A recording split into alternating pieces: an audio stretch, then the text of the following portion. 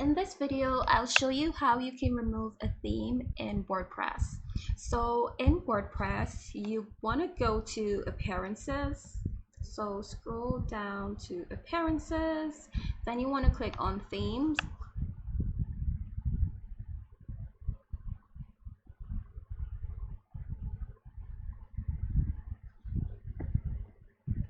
So once you're inside your themes, then you want to hover over the theme that you would like to delete.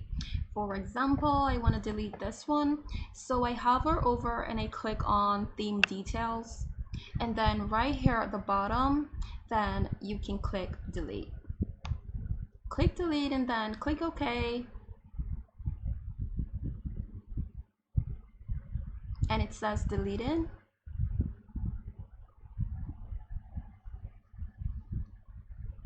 And then now you can see your theme has been deleted.